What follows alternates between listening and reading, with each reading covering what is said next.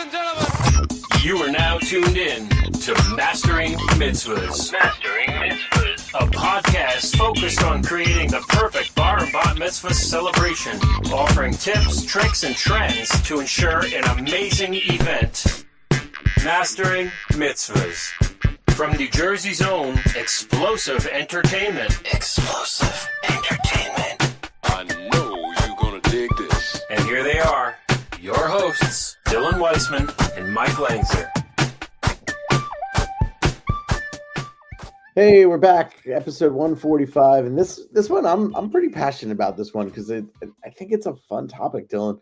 Let's just jump right into it. We're going to be talking today about unique venues, and that means so much. So we're going to have to define what that means, but we're going to say venues that are non-traditional, being hotels, country clubs, catering facilities, things that are out of the scope of that is what I want to focus on today. You with me? Yeah. So, well, if you asked me 10 years ago, what's a traditional venue, I would say catering halls, hotels, and country clubs. But I feel like there's another category now that's in normal venues, and that's the nightclub style facility. We've had a conversation about these facilities before, but your places that have like installed lighting, video, sound, that act more like nightclubs by trade, places like that, I think are a lot more normal than they have been. Yeah, if you think about places like in our area, Orem, Beach Street, Coopers, or Row, or Kathmandu, whatever you call it, depending on your timeline here. These are venues, Palms, that have captivated the mitzvah market and really built a business off of it. But they're nightclubs. That's not a bad thing. It's a great thing, actually. Yeah. Yeah, if they were to turn around and open their doors to the public, they would fill the place. Mm-hmm. So if that's the normal, what is a unique venue for late 2024 and beyond? So I think what brought me to wanting to chat about this topic is some of the venues that we've encountered recently, like Topgolf. Everybody knows what Topgolf is, so we don't need to explain. Pinstripes, which is a bowling and bocce facility in Paramus. Spin, which is a ping pong venue that, if you can imagine a billiards hall, but not billiards tables, instead it's ping pong tables. There's 2 locations in New York. There's one in Philadelphia. Asbury Lanes is one where I kickstarted this season at Asbury Lanes, which is it's a bowling alley by name, but it actually is a concert hall as well. So I think concert halls might fall a little bit more like nightclub, but teeter in the very unique as well. House of Independence is another, concert hall. Well, you can also talk about like even just like stadiums. I've done tons of events at Lincoln Financial Field, MetLife Stadium, Citizens Bank Park. Those venues, those are places, right? Those are places that don't typically do bar and bat mitzvahs that pretty much serve another purpose besides catering hall. That's the definition. I think there it is. I think unique venues primarily serve a different function than catered events. That makes good sense. Their main focus is something outside of social catered events.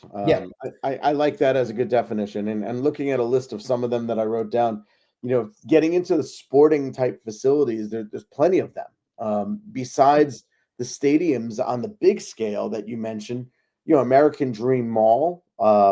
We've talked. We had one of our favorite customers, Lily Jacobson, on this podcast a couple months back, talking about her party at Iron Peak, which was a gym. It was a sports center with like rock climbing and zip lines. College. We've done a bunch in like college rec centers and the college. I'm thinking Rutgers Zone was a student center at Rutgers that we did party. What was the one that we did in that big gym? Do you remember? Oh, it was a basketball gym on Fort Monmouth. Yeah. Mm-hmm. Yeah, Fort Hoops. We did one there. Yeah. So, I love families that love to get creative with that type of stuff, but there are the pros and cons to it. The majority of the families that bring us to these style of spaces go there because they would have wanted to have fun at a facility that had that stuff already. So, maybe you're going to Spin because you love ping pong. Maybe you're going to Lincoln Financial Field because you're a big Eagles fan, or whatever it may be, whatever box you fall into, there's probably a motive for it. So I think the pro is that you can lean into that motive a lot harder. You can lean into the auxiliary a lot harder. You're a big Giants or Jets fan and you're having your event at MetLife Stadium. You're kind of you're fully engulfing yourself in your passions and your themes. I think that's a huge win. I think you just said it really, really well. Like our goal of these podcasts is to give takeaways and give nuggets for people to think about. So if the venue matches your theme and your personality, go there. Here's the caveat that I want to hit home also. Don't book any of these venues because you think it'll save you money. It may. It may, but there's a really good chance it may not, because there's so much transformation that you have to do to make it the party that you want. And that is something really to think about. Yeah. I mean, we had that conversation probably 2 years ago when we were talking about events in people's houses or at people's houses. And they think that they're saving money because they already have the property there, but you don't even realize that it's going to cost you money to truck in ice and napkins and plates and garbage removal. Like, there are some really big pain points when trying to go to a venue that doesn't primarily do formalized catering. Bar mitzvahs are not the same as birthday parties. So I'm thinking about a venue that does a lot of great birthday parties for 7, 8, 9-year-old, that kind of thing. They can bring in pizza, but to do a formalized catered event, totally different. Yeah. So while it may save you money on the room rental, you will spend money on things that you didn't even realize you needed to spend money on. Like, now I need to have a security guard at the parking lot because they don't have security in the park, whatever it may be. There's weird things like that come out of nowhere that you didn't even realize you needed. So what's a big tip here is don't just find a venue that fits, the unique vibe you're going for, but they have to be used to dealing with a volume of people. It could be a unique space that maybe doesn't do catering all the time, and you bring in a caterer, but can this venue accommodate a large volume of people from a parking perspective, a bathroom perspective? Do they have tables and chairs? Do they have staff, or is your catering bringing in staff? That's really interesting. A gym, as an example, probably does have a lot of parking, but is this gym have the right facilities? Is there ice or refrigeration on site that you mentioned? Is it open to the public simultaneously, or is it closed? That's another big factor. What about setup and breakdown? They may be open to the public until 4:00. Your event's starting at 6:00. It's just not enough time to turn it around. Mm-hmm. So all of those things matter, but that's a negative. Let's give it another positive. Another positive is normally these venues come with auxiliary entertainment that you would have otherwise considered bringing in. The examples are hey, if you're going to a place like Spin, there's that ping pong atmosphere. If you go to a place like what was it? The North Bowl, South Bowl, Asbury Lanes, you have the bowling alleys as a part of that auxiliary. So now you don't need to bring in some of those games and contests that you were thinking about, like the Papa Shots, the foosballs, the air hockey games. You now have that stuff already built in, so you don't need the auxiliary spend there, and it's typically run even better than what could have been somewhere else. Right. So I'm going to shift this conversation a little differently now. Let's talk about attire and making sure things make sense, because you may not want to book a ping pong venue if your vision is to wear a ball gown. What makes sense? Now, I'm not saying it should be, a jeans and sneakers type of party, but what makes sense in the venue or in the atmosphere, I think, is also really important. Okay, check this out. I remember vividly a bat mitzvah mom. I was doing a walkthrough in their facility, and they were talking about the floors. They were talking about the floors of the venue and how they weren't going to allow anyone to wear heels. And mom had started really getting upset. Well, first of all, I wanted to wear heels. And second of all, what am I supposed to tell my 120 guests that I just invited to this venue? The dress codes aren't even sent out. We're doing a formal event. I can't tell them not to wear heels. What am I supposed to say? Wear wedges? Everybody wear wedges, wear flats. How am I supposed to go about this thing? It added an extra layer of friction in a venue that they really loved, but it became a pain in the butt later for attire reasons.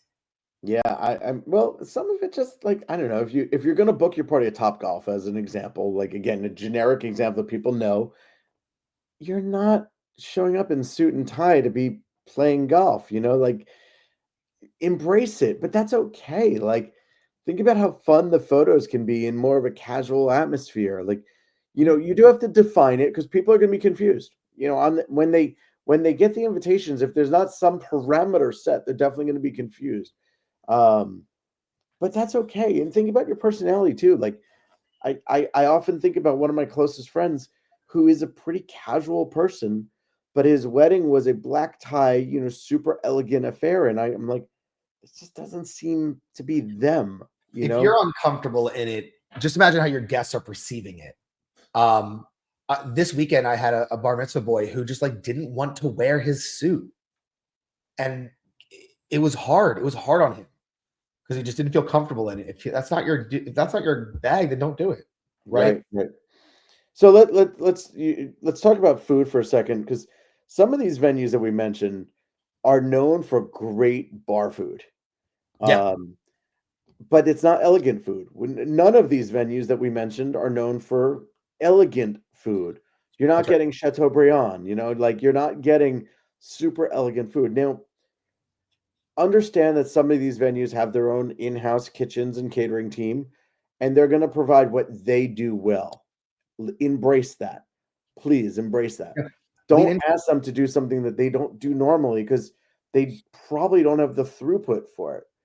But Yeah. also understand if an outside caterer is permitted or encouraged. Yeah. And I think my favorite part about this, Mike, is that you really want to lean into that style of food. One of my favorite examples is Top Golf. When I did a walkthrough with the family, I asked them, why did you pick Top Golf? And they literally said word for word, my son loves the donut hole dessert experience that they have, where you get a donut hole and then you get a syringe filled with like jelly or chocolate, and you like make your own little filled donut hole. And they didn't book the venue exclusively for that, but it was something that mattered to the family. And they weren't going to try to have a flambe station there. They were leaning into these donut holes. And I just think that when you are excited about what they offer, it makes it easier to get through all the different stressors that come with planning a catered event. Mhm. And there's nothing that says bar food is bad. Like, I think all of the venues that we talked about do it really, really well. And I think that it matters because they wouldn't be offering it to you if it wasn't great to begin with. And now it's just a matter of picking the ones that make the most sense for you. But I think it comes with a really important caveat. If you're going to have a bunch of tables that are sit down like, then maybe you want to lean into some heavier bar style foods. But if you don't have formalized seating, maybe you want to keep it to tapas, small plate, easy to eat. You don't need a knife for. I think that matters in these venues. I see it often enough where like they have big create your own burger stations, but not proper seating, where like families are like hovered over like a trash can trying to eat this big burger. Like Right. it becomes challenging with the catered side of it. Right. I think the food also needs to go back to embrace the feel and the vibe. Like if the party's at Citizen Bank Park, you better have chicken and peas fries. Like you better have mini cheesesteaks. Like fit your theme. Just because it's a bar mitzvah or a bat mitzvah doesn't mean you need to be serving, salmon and filet mignon. Like that would be so weird to be like. I can't imagine sitting at Citizen Bank Ballpark eating salmon. Like it just doesn't even like. I can't even say it with it feeling right. But Yeah. go to a stadium and get stadium food, and your guests will be okay with it because it's fun, it's on brand, it's on theme. Well, you know what? Think about it like this. Your kid and their friends, if they go to 5 bar and bat mitzvahs in a season, let's say in a 2.5 month span, they go to 5 mitzvahs. I bet you if you ask your kid what he ate chicken fingers and French fries all 5 times. Right. Or some version of a pasta or some version of a mac and cheese. That's what they ate. And how often do we see the adults online at the kids' buffet anyhow? Every weekend, every single weekend. And then from the adult perspective, I can't tell you how many times I hear like, oh, this is so fun. Like, I don't normally get to eat this type of junk food, but now here I am having a great time doing it. So like, I don't know, man. I think that there's something to be said about not going with the plated meal, salmon, fish, beef option. Yes. All right. One last thing. I think we got to hit home on this topic. And this might be the most important. And I'm almost embarrassed that we didn't say it yet. But timeline, embracing your timeline and embracing formalities at a unique venue will throw a unique challenge into your day. So let me give an example. In fact, this is almost like a little bit of role play here. But when a client says, "Hi, I'm so excited. I'm highly considering doing my party at Topgolf or Pinstripes or at, any of these places." One of the very first things I say is, "Do you want to do a grand entrance, a hora, a kiddush, a motzi, a candle lighting?" If the answer is yes, then we have to figure out how to navigate that because you have a ton of distractions. Not in a bad way. Topgolf, the golf is why you're there. But that's a distraction to a candle lighting. Are they happening simultaneously? Or is the golf happening before the candles, or is the candle happening before the golf? Think about all of these things and how you navigate it. Is there enough space to do a hora? Gosh, I wish I remember the conversation I had. It was a day or two ago about a client who said, "How do we do a hora in this venue? Like, the space just doesn't typically allow for it." Right. We have to navigate that. Well, I mean, it kind of just goes all into like, how's your entertainment fitting into it? Do you need it? Do you need entertainers at this point? Like, or is the extra thing the entertainment? It affects your timing. If you're not going to have a grand entrance, hora, candle lighting, montage, speeches, honor dances, anything like that, I would very much consider having a 3 or a 3.5 hour celebration versus a 4 or a 5, just because there's not a whole lot to fill the time. Right. Right. So yeah, like going back to timeline and I want to use Asbury Lanes as my example here because what an epic party that I most recently had there. We embraced the fact that it was a bowling alley, but we split it up. So imagine this. Cocktail hour for the adults was in a tent outdoors. They had what I would consider a very traditional cocktail hour. Food, drinks, you know, atmosphere, like vibey music, while the kids were bowling and eating kid food. Yep. That went on for 60 minutes or maybe even 75, if I remember correctly.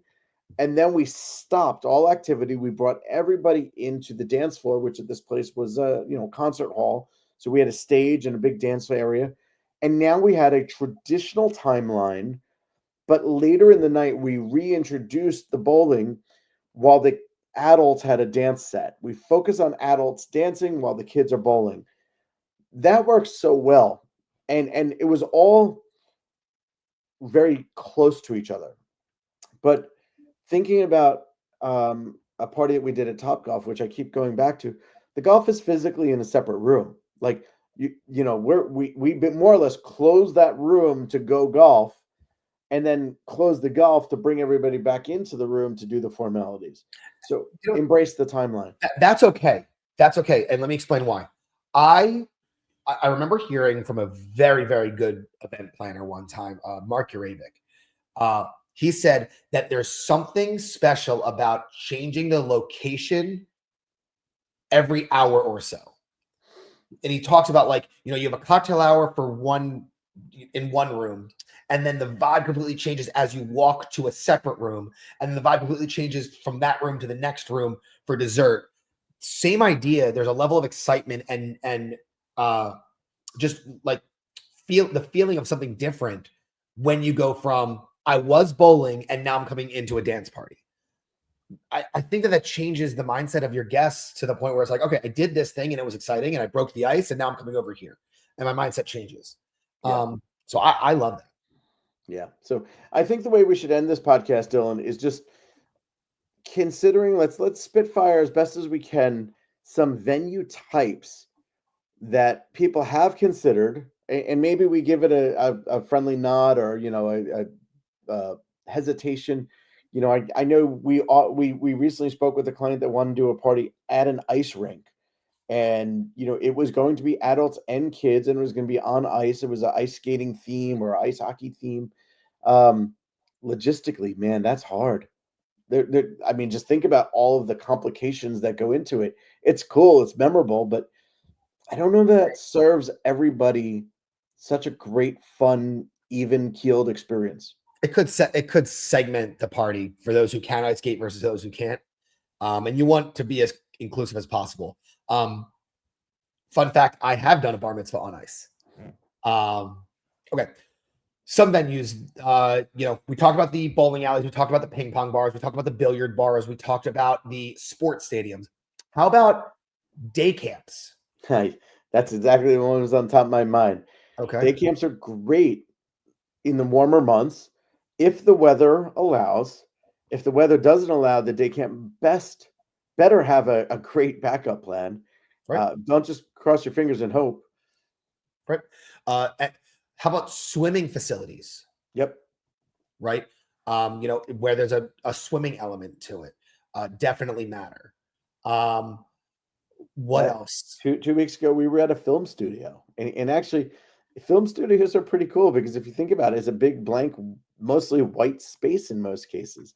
So you have the ability to take this big canvas and turn it into whatever you want. But all of the distractions that we've spoken about at these other venues don't exist at a film studio. Yet you do need to bring in all of the rentals, the tables, the chairs, Everything. like literally you're bringing in everything at a blank space. Yep, everything. I hear about like tailgate parties, tailgate style parties where you have like a lot, like the bar mitzvah boy's father owns a big building and has a huge parking lot. We're going to cater it there. Like that is unique. How about sports domes? Yeah, like your Iron Peaks and Sporticas and places like that, where it's primarily used for like training athletes. There might be batting cages and there's a soccer field or 3 or 4 basketball courts that are involved. Those are great. I think there's not We've really unique even at things, though. hibachi restaurants. Hibachi restaurants. Well, is the hibachi like? I guess it probably is a smaller event in that case. Yes. Right. Yes. I think it's cool. Especially if you're going to lean into not dancing, because most of those places don't have space for dancing. I think it's more of like hibachi show, some formalities, candle lighting, and you move on. Maybe you bring in a couple of screens to do a game show or two, but you're probably not dancing at that type of place. Interesting. And finally, there's the idea, like, just do something different. Listen, these parties aren't for everybody. Let's just kind of like end it here. Like, if you are not the family that wants to have a big, huge, massive party and you're struggling to find the right vibe or feel, it may eliminate the need for entertainment, but like putting a group of kids in a limo and taking them to a show in the city or to a concert or, like there's your alternative if you aren't looking to have your traditional vibe party. But I think that these venues we rattled off today are really fun. They're really great. I wish there were more of them that embraced bar and bat mitzvahs, because that's such a challenge we hear all the time. Like, I want a different type of venue. What else can you suggest? Where else have you been? I think we nailed some really good ones today. Yeah. Well, so then wrap it up, Mike. Call it a day. Episode 145. We did it. Coming to an end. We are nearing December right now. It's crazy. So we're going to hopefully get another 1 or 2 episodes in before the turn of the new year. But as always, thanks for tuning in. Check us out at All Things Explosive Entertainment. We are Mastering Mitzvahs. I'm Mike. That's Dylan. And we'll see you soon.